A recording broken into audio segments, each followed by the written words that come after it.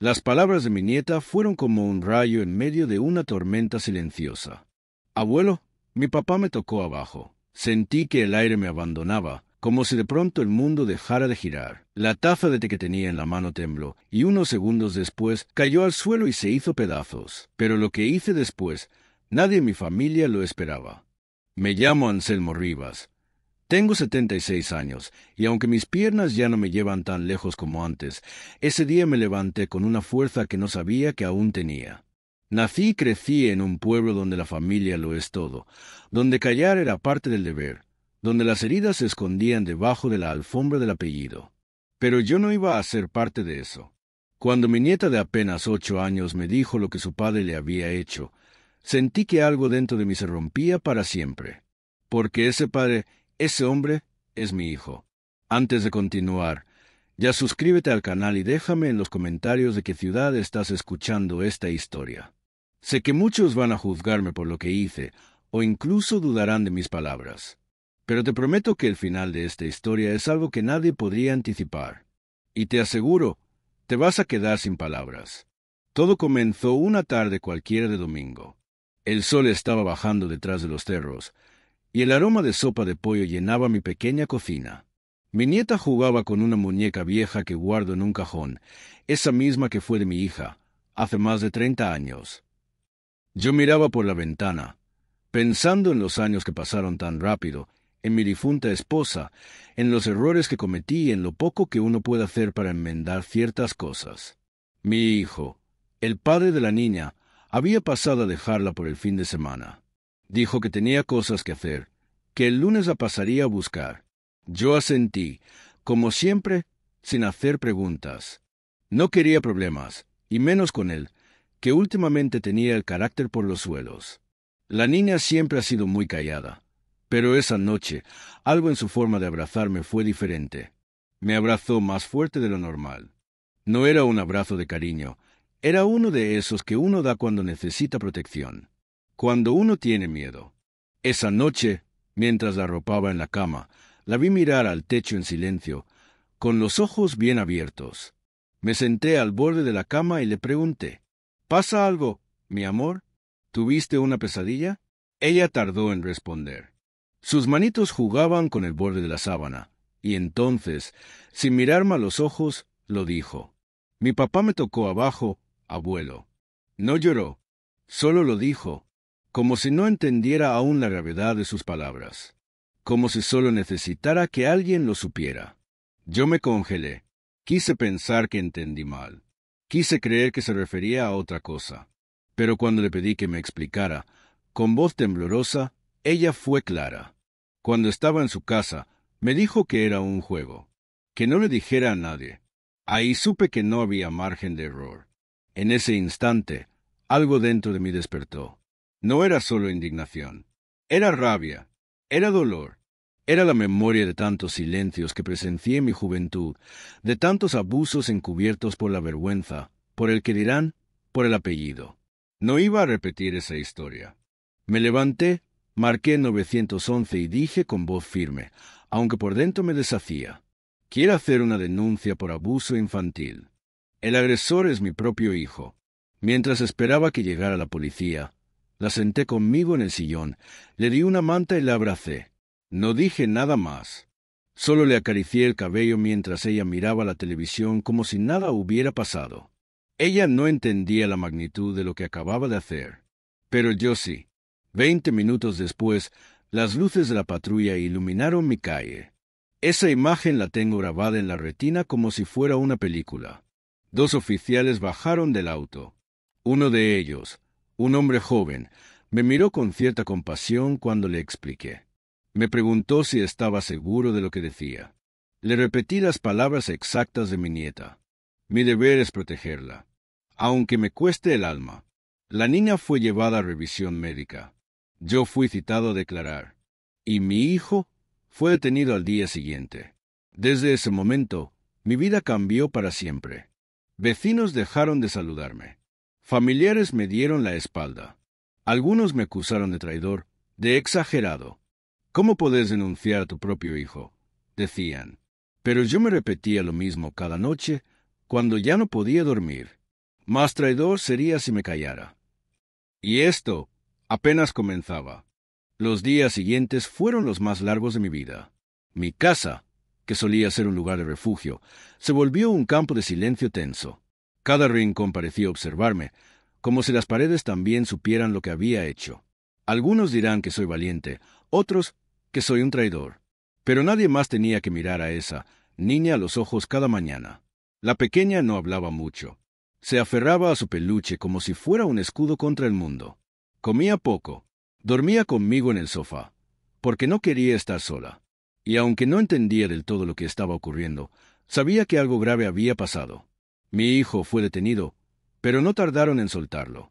La investigación apenas estaba comenzando. Eso fue lo peor. Verlo libre, caminando por el mismo barrio donde vive su hija, fue una puñalada que no supe cómo procesar. Me sentí impotente, solo, juzgado por todos. Un vecino, con el que compartí asados durante años, cruzó la vereda cuando me vio salir a comprar pan, como si yo fuese el problema, como si denunciar fuera peor que lo que estaba intentando proteger. Y ni hablar de mi familia. Mis dos hermanas me llamaron al mismo tiempo, furiosas. Anselmo, ¿estás loco? Denunciar a tu propio hijo. Yo respiré hondo. Tenía que mantener la calma. No quería pelear, pero tampoco iba a retroceder. Si lo hubiera hecho tu nieta, ¿me estarías diciendo lo mismo? Silencio. No tenemos pruebas, dijo una de ellas al fin. ¿Y si la niña se confundió? Esa frase me cayó como un balde de agua fría. Porque es exactamente por eso que tantas historias como esta nunca salen a la luz.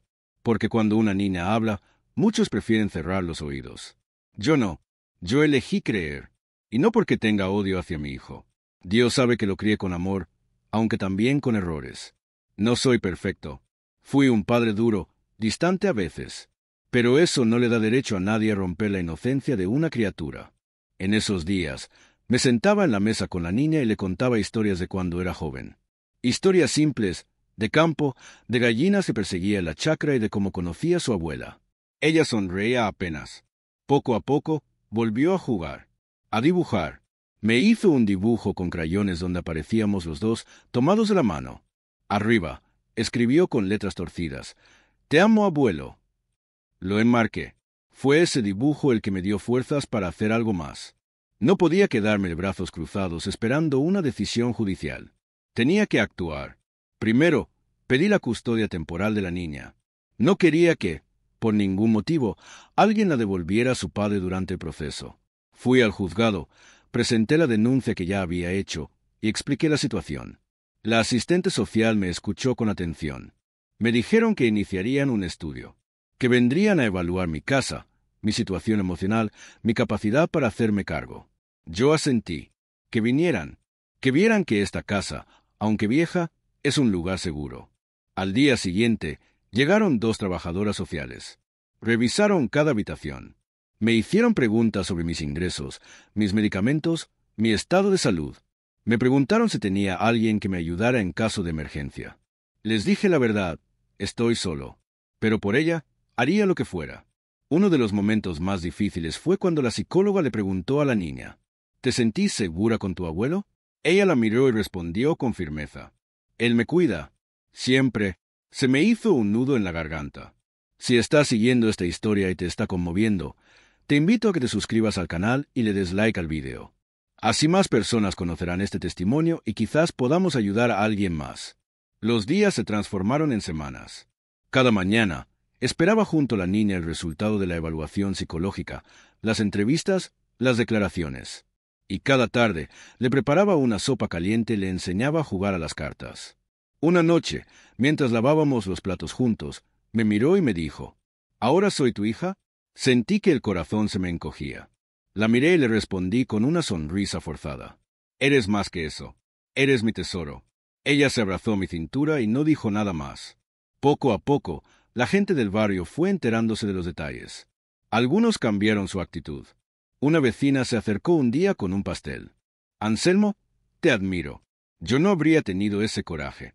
Le agradecí, pero no lo hice por coraje. Lo hice porque no había otra opción. Protegerla era mi única misión en este mundo ahora. Un día recibí una carta. Era una notificación judicial. El proceso avanzaba. Las pruebas psicológicas de la niña eran concluyentes. Su testimonio había sido coherente. Las autoridades decidieron abrir una causa formal contra mi hijo. El fiscal pidió una restricción de acercamiento inmediata. Y a mí, me otorgaron la custodia temporal. Lloré en silencio cuando leí eso. Era el primer paso hacia la justicia.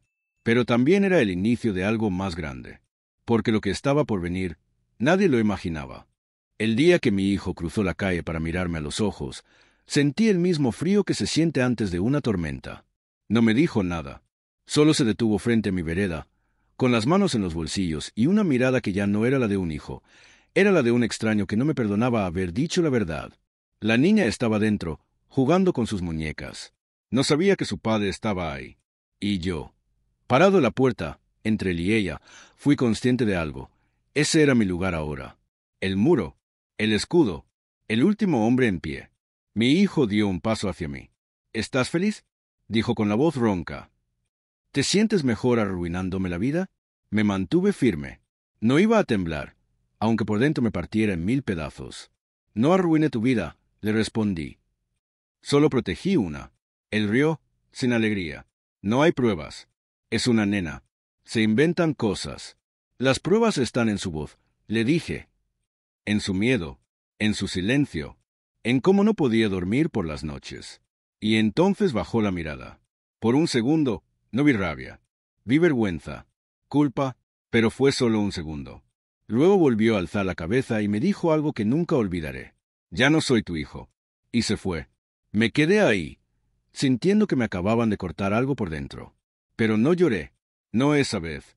Ya no había espacio para el dolor personal. Todo en mí estaba enfocado en una sola cosa: no permitir que el daño se repitiera. Con la custodia temporal, la rutina cambió. Tenía que llevar a la niña a terapia una vez por semana.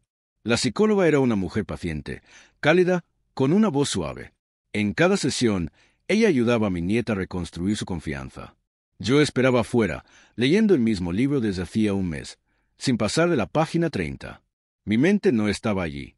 Un día, la psicóloga salió del consultorio y me llamó aparte. Don Anselmo, me dijo, su nieta ha avanzado más de lo que imaginábamos. Eso no suele pasar tan rápido. ¿Sabe por qué? Negué con la cabeza. Porque se siente amada. Porque usted le está dando lo que más necesita: protección y verdad. Esas palabras me hicieron llorar. No hay, frente a ella. Esperé a llegar a casa.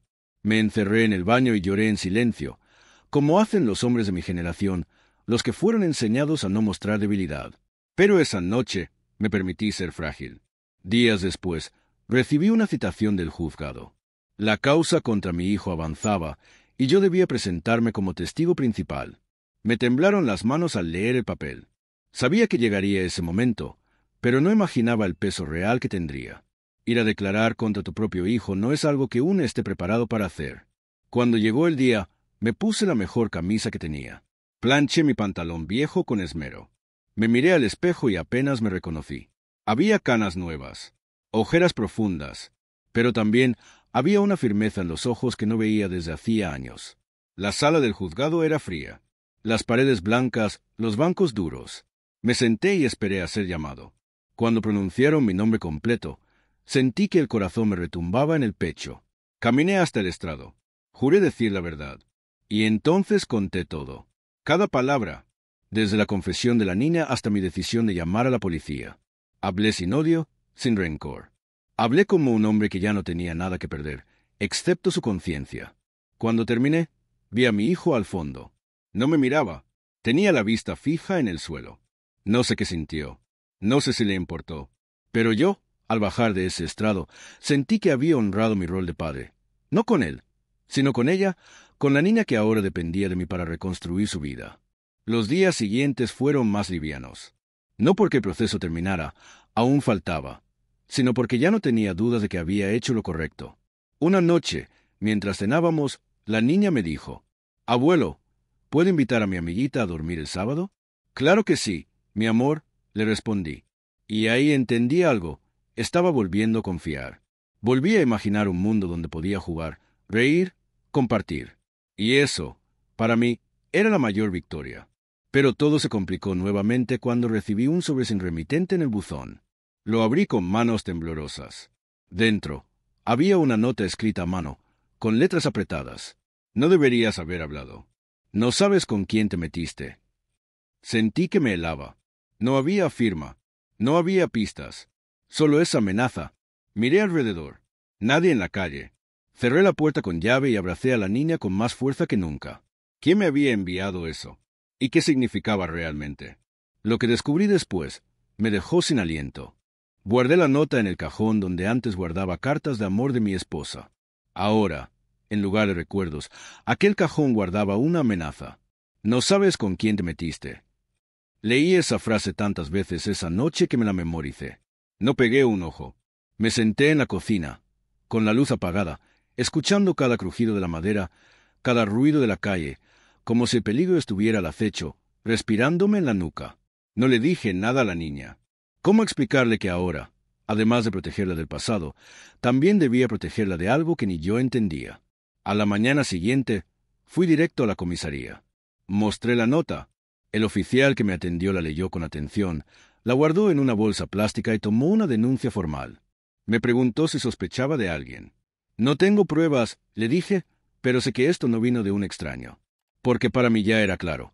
Alguien de la propia familia o del entorno de mi hijo no estaba dispuesto a quedarse de brazos cruzados mientras él enfrentaba las consecuencias de sus actos. Esa semana, la tensión creció como un tumor invisible. Algunas personas dejaron de saludarme en la calle.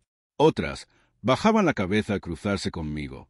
El silencio social también es una forma de violencia. Pero algo aún más extraño ocurrió un jueves al mediodía. Un auto negro se estacionó frente a mi casa. Un hombre de traje, joven, bajó. Tocó la puerta con 2 golpes secos. ¿Don Anselmo Rivas? Sí, soy yo. Vengo de parte del abogado defensor de su hijo. Nos gustaría hablar. No tengo nada que hablar, le dije, firme. No queremos discutir, agregó rápido. Solo queremos llegar a un acuerdo. Evitar que esta historia se haga más grande. Por el bien de todos. Por el bien de todos. Esa frase me repiqueteó en la cabeza como un insulto disfrazado. Lo miré directo a los ojos. ¿El bien de quién? ¿De una niña que está aprendiendo a dormir sin miedo? ¿O el de un hombre que no quiere enfrentar la verdad? El joven se quedó callado. Me ofreció un sobre. Es solo una propuesta. No lo toqué. Solo cerré la puerta sin decir más. Al mirar por la ventana, lo vi subirse al auto, molesto.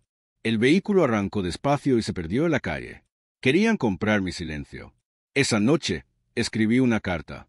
La dejé firmada y guardada en mi ropero, por si algo me pasaba. Decía que, pase lo que pase, yo no iba a retirar la denuncia. No iba a retroceder. Mi nieta merece una vida sin fantasmas. Los días pasaron y llegó el momento de una nueva audiencia.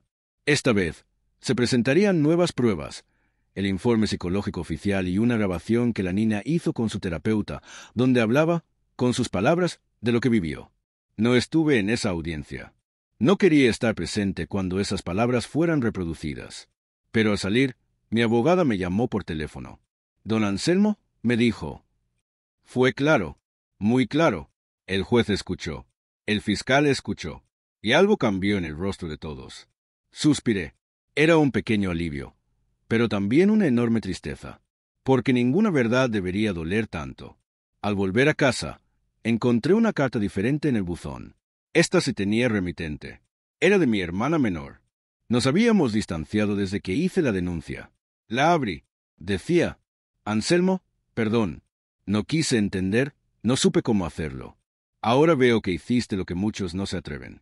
Fuiste valiente. No me hables si no querés, pero tenía que decírtelo. Lloré, porque cuando la familia empieza a entender, uno siente que no está tan solo. Un domingo cualquiera, mientras jugábamos al dominó, la niña me preguntó, «Abuelo, ¿va a ir preso?» No supe qué responder. La verdad, aún no había sentencia.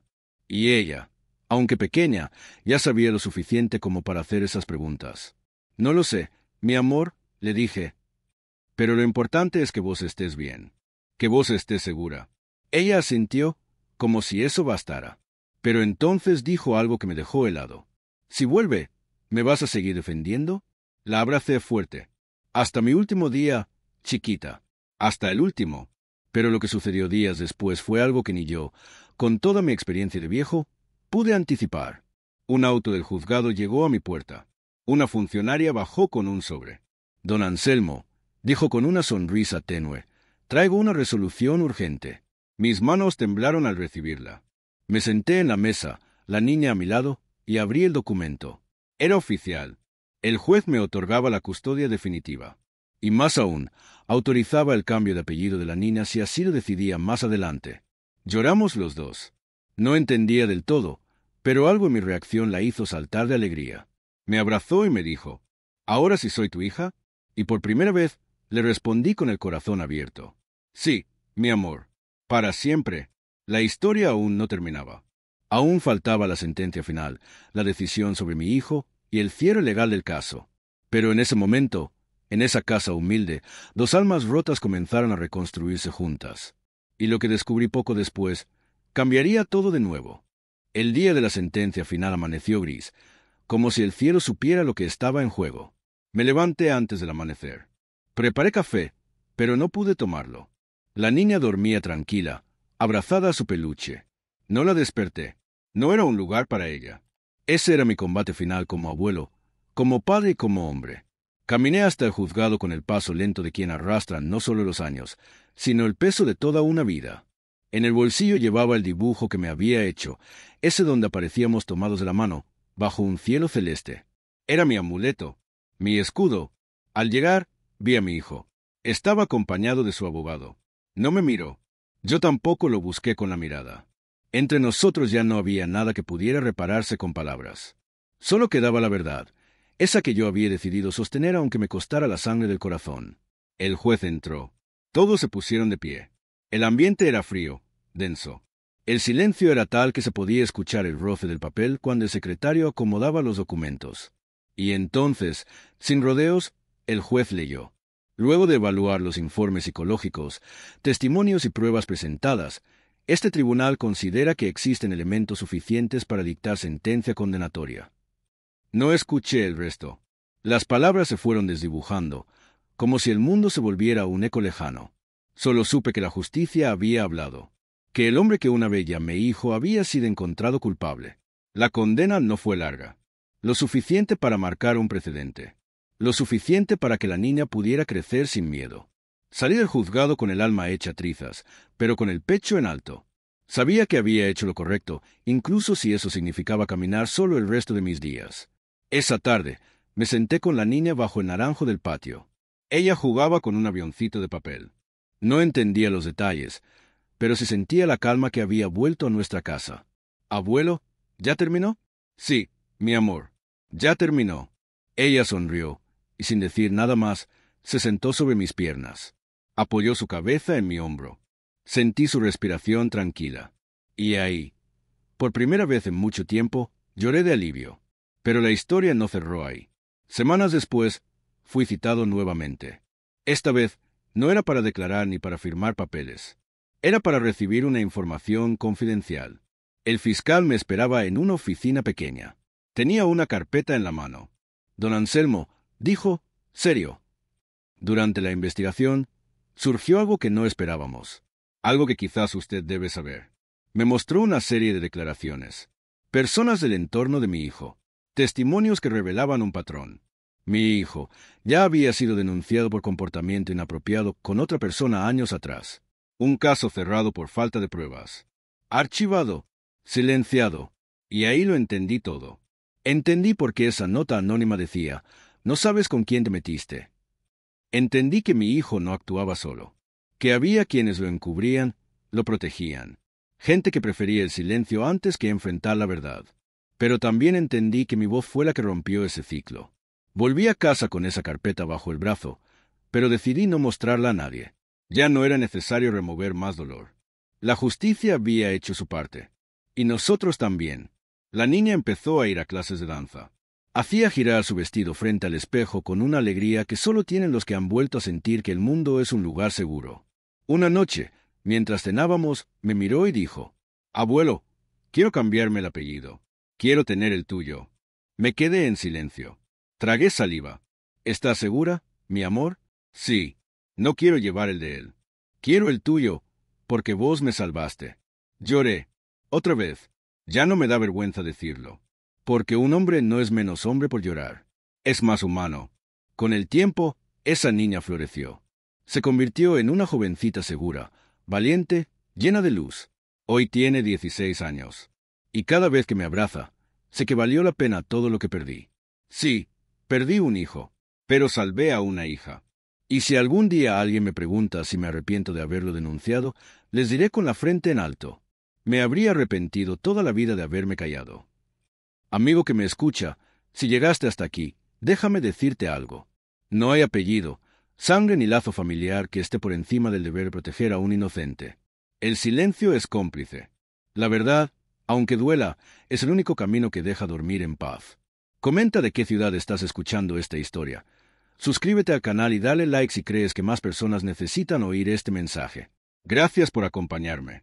Gracias por no mirar hacia otro lado.